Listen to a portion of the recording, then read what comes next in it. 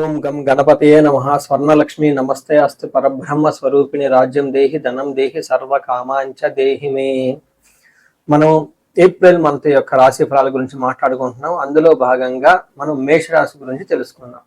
మేషరాశి గురించి తెలుసుకోబోయే ముందు ఈ యొక్క మాసంలో రెండు ముఖ్యమైన విశేషాలు ఉన్నాయండి.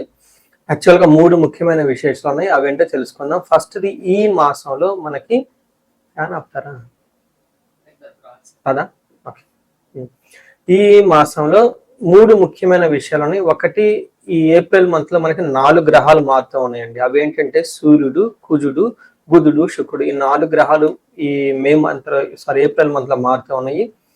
నెక్స్ట్ ముఖ్యమైన విషయం ఏంటంటే, ఈ యొక్క ఏప్రిల్ మంత్ ఏదైతే ఉందో ఇందులో ఫస్ట్ 15 డేస్ చైత్ర మాసము, తర్వాత 15 డేస్ వైశాఖ మాసంతో కూడుకొని ఉంది. ఇందులో ఒక విశేషం ఇంకొకటి ఏమంటే, మనకి 19వ తారీఖున మనకి వైశాఖ మాసము తృతీయ, శుద్ధ తృతీయ రోజున, ఆ రోజున మనకి 19వ తారీఖున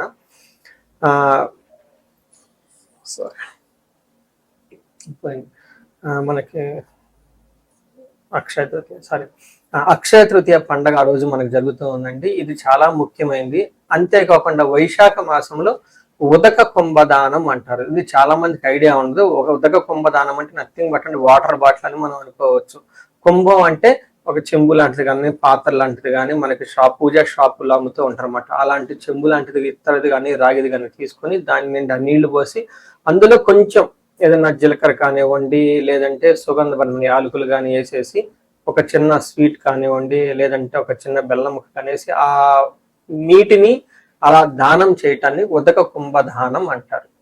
మనకి శ్రీరామనవమికి పానకం, వడపప్పు పంచడంలో కూడా ముఖ్య ఉద్దేశం కూడా ఇదే. అలా గనక నీళ్లు గనక పంచి ఇవ్వగలిగితే చాలా లాభప్రదంగా ఉంటుంది అని మనకి శాస్త్రాలు వివరించడం జరిగింది. సో ఈ ప్రకారం మనం చూసుకుంటే ఉదక కుంభదానం అది పర్టికులర్గా మనకి పౌర్ణమి తర్వాత, వైశాఖ మాసం ఎప్పుడైతే అమావాస్య తర్వాత అమావాస్య తర్వాత మనకి వైశాఖ మాసం వస్తుంది. ఈ వైశాఖ మాసం ఇలా గనక చేయగలిగితే ఎంతో పుణ్యప్రదము, ఎంతో శుభప్రదము, అందరికీ విపరీతంగా ధనము ధాన్యము కలిసి వచ్చే అవకాశం ఎక్కువగా ఉంటుంది. ఇది చాలా సింపుల్ ప్రొసీజరు. చక్కగా దీన్ని చేసుకొని పెద్దవాళ్ళకి గనక దానం చేయగలిగితే, పండితోత్తములకు కానీ, బ్రాహ్మణులకు కానీ, వేద పండితులకు కానీ అలా ఒక ఉదక కుంభాన్ని గనక దానం చేయగలిగితే, వాళ్ళ ఆశీర్వాదం తీసుకుంటే గురుబలం విపరీతంగా పెరిగి ధనము ధాన్యము సంతానము సమృద్ధిగా ఉండే అవకాశం ఎక్కువగా ఉంటుంది.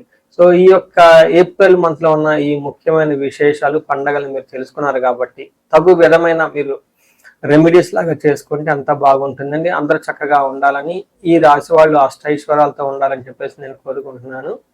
నమస్తే.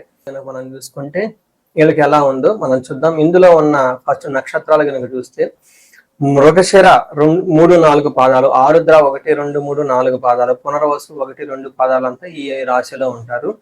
పేరు బలం కనుక మనం చూస్తే వీళ్ళకి కా, కీ, కు, ఖం, జ్ఞ, ఛ, కే, కో, హ అన్న లెటర్స్ అంతా కూడా ఈ మిథున రాశిలో ఉంటారు. ఈ మాసంలో 4 యొక్క గ్రహాలు మారుతూ ఉన్నాయి. అవి సూర్యుడు, కుజుడు, వీళ్ళిద్దరితో పాటు బుధుడు, శుక్రుడు కూడా మారుతూ ఉన్నారు. 2వ తారీఖు, 14వ తారీఖు, 11వ తారీఖు, 19వ తారీఖు శుక్రుడితో కూడా మారుతూ ఉన్నారన్నమాట. ఇలా ఈ యొక్క 4 గ్రహాలు మారుతూ ఉండటంతో ఎలా ఉంటుంది ఈ రాశి వాళ్ళకి అని మనం తెలుసుకుంటే, ఇందులో లఘు గోచారం, సూక్ష్మ గోచారం ప్రకారం మన మహర్షులు ఇచ్చిన ఒక పద్ధతి ప్రకారం చూస్తే వీళ్ళకి క్రియాఫలం అంటే, ఈ రాశి వాళ్ళకి సూర్యుడి వల్ల చాలా చక్కగా అనుకున్న పనులన్నీ చక్కగా జరిగే అవకాశం ఎక్కువగా ఉంటుంది. ఈ రాశి వాళ్ళకి చాలా బెస్ట్ గా ఉందని మనం చెప్పుకోవచ్చు. పర్టికులర్ గా వ్యాపార విషయంలో చాలా బాగుంటుంది. బిజినెస్ విషయంలో, బిజినెస్ తో పాటు ఉద్యోగంలో చాలా బాగుంటుందని మీరు గమనించాలి. తర్వాత విత్త లాభం, అనుకున్న పనులన్నింటిలో చక్కగా మిగిల్చుకుంటూ ధన ప్రవాహం వచ్చే అవకాశం ఎక్కువగా ఉంటుంది. అంతేకాకుండా సౌఖ్యం, శేష సౌఖ్యం, అర్ధ ప్రాప్తి, ఓవరాల్ గా కంఫర్టబుల్ గా ఉంటుంది, ధనంగా ఉంటుంది. అయితే కుజుడు మాత్రం 10వ స్థానంలో ఉండటంతో పనిలో లేదంటే ప్రొఫెషన్ లో చాలా ఎక్కువగా ప్రెషర్ ఉంటుందని మీరు గమనించాలి. మనకి వీళ్ళకి 10వ స్థానంలో లేదంటే 11వ స్థానంలో, అంటే ఫస్ట్ 15 రోజులు వచ్చేటప్పుడు 10వ స్థానంలో ఉండి తర్వాత 11వ స్థానంలో సూర్యుడు ఉండటంతో ఎలా ఉంటుంది, మన మహర్షుల సంస్కృతిలో ఏం చెప్తారంటే, అర్ధచ్చ స్వకులాచార గృహే నిత్యోత్సవం శుభం నిత్య మాధుర్య భుక్తిచ్చ ఏకాదశగే రవి అని చెప్తారు. అంటే 11వ స్థానంలో రవి ఉండటం వల్ల ఏమవుతుంది, ధనం ప్రకారంగా బాగుంటుంది.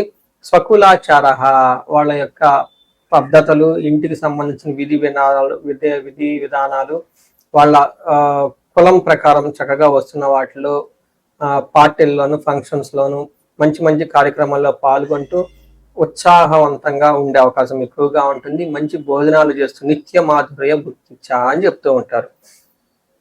అయితే వీళ్ళు ఈ టైంలో కుజుని యొక్క ప్రభావంతో 10వ స్థానంలో కుజుడు ఉండటంతో నిత్య క్లేశ, సదా వ్యాధి, సదా భోజన దుర్బలం, సదా సంచార ఉద్యోగం, దశమస్తే ధారాసుతే భవేత్ అంటారు.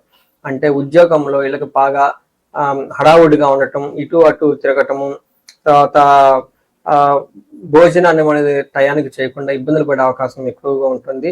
ఈ టైంలో ధనాన్ని కోల్పోయే అవకాశం ఎక్కువగా ఉంటుంది. కొంచెం భార్యాభర్తల మధ్య గొడవలు వచ్చి సపరేట్ అయ్యే అవకాశం కూడా ఉంటుందని గమనించాలి. వీటితో పాటు శుక్రుడు వీళ్ళకి 12వ స్థానంలో ఉండటం తోటి ఇది కొంచెం మిక్స్డ్ గా ఉండే పాయింట్ అని మనం గమనించాలి. ఏ విధంగా అంటే వీళ్ళకి కృష్యాది సర్వ విఘ్నం చ, అంటే ఏదైనా కనుక ఎఫర్ట్ పెడితే దాంట్లో ఆటంకాలు వచ్చే అవకాశం ఎక్కువగా ఉంటుంది. మహాభయం, ఏదో భయంగా కొలిపే అవకాశం ఎక్కువగా ఉంటుందని గమనించాలి. సో ఓవరాల్ గా చూసుకుంటే ఈ రాశి వాళ్ళకి ఉద్యోగంలో చాలా బాగుంటుంది. ప్రమోషన్స్ వచ్చే అవకాశం ఎక్కువగా ఉంటుంది. అనుకున్న కార్యక్రమాలన్నీ ఆటంకాలతో కలిపి కూడి చక్కగా ముగించే అవకాశం ఎక్కువగా ఉంటుంది అని గమనించాలి. భార్యాభర్తల మధ్య కొంచెం సపరేషన్ వచ్చే గొడవ వచ్చే అవకాశం ఉంటుంది. స్త్రీలతోటి, ఇన్ కేసు స్త్రీలైతే పురుషులతోటి కొంచెం భేదాభిప్రాయాలు ఉండే అవకాశం ఉందని గమనించాలి. మనకి నక్షత్రం ప్రకారం చూసుకుంటే వీళ్ళకి మృగశిర, ఆరుద్ర, పునర్వసు 3 నక్షత్రాలు ఇందులో ఉంటాయి. ఇందులో మృగశిర నక్షత్రం చూసుకుంటే వీళ్ళకి క్షేమంగా ఉంటారు, లాభప్రదంగా ఉంటారు. అయితే వీళ్ళకి అనుకున్న పనులు కాకుండా శారీరకంగా కొంచెం హెల్త్ ప్రాబ్లమ్స్ వచ్చేసి విపరీతంగా భయం గొలిపే పరిస్థితులు ఉండే అవకాశం ఉంటుందని గమనించాలి. తర్వాత ఆరుద్ర నక్షత్రం వాళ్ళకి వీళ్ళకి క్షేమంగా ఉంటారు, లాభప్రదంగా ఉంటారు, అతిగా భయపడే అవకాశం ఎక్కువగా ఉంటుంది. వీటితో పాటు అనుకున్న పనులు కాకుండా కొంచెం ఆటంకాలతో కలిసి కూడుకొని పనులయ్యే అవకాశం ఎక్కువగా ఉంటుంది. మానసికంగా ఒత్తిడి కూడా ఎక్కువ ఉంటుంది. పునర్వసు వాళ్ళకి క్షేమంగా ఉంటారు. పరవాసము అంటే ఫారిన్ వెళ్ళటము, అవుట్ స్టేషన్కి వెళ్ళటము, లేదంటే టూర్లు, లాంగ్ ట్రిప్స్కి వెళ్ళే అవకాశం ఎక్కువగా ఉంటుంది. వీళ్ళు దేహ పీడనం, శారీరకంగా హెల్త్ కాంప్లికేషన్స్ చేసుకుంటున్న పాటు అతిగా భయపడే అవకాశం ఎక్కువ ఉంటుందని మీరు గమనించాలి. అయితే ఈ నక్షత్రాల్లో ఆరుద్ర నక్షత్రం వాళ్ళు పర్టికులర్ గా వీళ్ళకి సుఖనాశనం, అంటే అప్పటిదాకా కంఫర్టబుల్ గా ఏదన్నా ఉంటే ఇంట్లో ఏసీలు పని చేయకపోవటం, లేదంటే కార్లు పని చేయకపోవటం, లేదంటే కంఫర్టబుల్ లగ్జరీగా ఉండే వాతావరణం నుంచి కొన్ని రోజులు దూరంగా ఉండి ఇబ్బందులు పడే అవకాశం ఉంటుంది. ఆరుద్ర నక్షత్రం వాళ్ళకి ఇంకా కొన్ని ఎక్కువగా చెప్పాలంటే ఎవరికైనా హెల్త్ కాంప్లికేషన్, పర్టికులర్ గా చెస్ట్ పట్టుకున్నట్టు ఉండటం, గ్యాస్ట్రైటిస్ రావటం, ఇలాంటి ప్రాబ్లమ్స్ ఏమైనా ఉంటే కొంచెం జాగ్రత్తగా ఉండాలి. వీళ్ళకి స్టంట్స్ అవన్నీ వేసుకుని ఉంటే అలాంటి వాళ్ళు కొంచెం హెల్త్ జాగ్రత్తగా పెట్టుకోవటం చాలా ముఖ్యము. ఈ టైంలో ఎండలు ఎక్కువగా ఉంటుంది కాబట్టి ఫుడ్ రెగ్యులర్గా ఫుడ్ కాకుండా కొంచెం ఆల్టర్నేటివ్ ఫుడ్, ఓవర్ హీట్ కాకుండా, ఓవర్ డైజెషన్ ఇష్యూస్ ప్రాబ్లమ్స్ రాకుండా ఉండే విధంగా డైట్ చేసుకుంటే చాలా బాగుంటుంది.